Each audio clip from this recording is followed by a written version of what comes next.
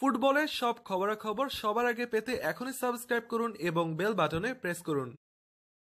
Russia বিশ্বকাপ শুরু হতে আর বেশি দিন বাকি নেই। বিশ্বকাপকে সামনে রেখে চূড়ান্ত দল ঘোষণা করেছে আর্জেন্টাইন কোচ সাম্পাওলি। বিশ্বকাপ দল ঘোষণার পর বড় ধরনের দুঃসংবাদ শুনতে হয়েছে আর্জেন্টাইনদের। বিশ্বকাপ থেকে ইনজুরির কারণে ছিটকে গেলেন আর্জেন্টিনার সেরা গোলরক্ষক সার্জিও রোমেরো। রাশিয়া বিশ্বকাপে দেখা যাবে না এই গোলরক্ষককে। এবার নতুন ইনজুরির সংবাদ দুইবারের বিশ্ব চ্যাম্পিয়নদের শিবিরে। ইনজুরিতে নাম লেখালেন দলের রক্ষণভাগের প্রধান তারকা নিকোলাস ওতামেন্দি। শনিবার দলের সঙ্গে অনুশীলন করার সময় ইনজুরিতে পড়েন তিনি। আর এই ব্যাপারটি নিশ্চিত করেছে দলের কোচ সাম্পাওলি। অনুশীলন পর্ব শেষে সাম্পাওলি জানান, ওতামেন্দি কিছুটা ইনজুরি সমস্যায় আছে। আমরা এখন তাকে দলের সঙ্গে নয়, একা অনুশীলন করাবো।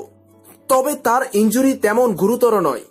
এছাড়াও ওতামেন্দির ইনজুরির ব্যাপারটি সামাজিক যোগাযোগ মাধ্যমে আর্জেন্টিনা তাদের অফিসিয়াল টুইটার অ্যাকাউন্ট থেকে পোস্ট করেছে।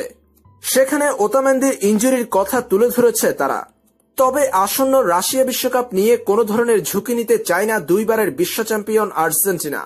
যাতে করে ইনজুরি থেকে সেরে উঠতে না পারলে ওতামেন্দির বিকল্প ভাববে তারা।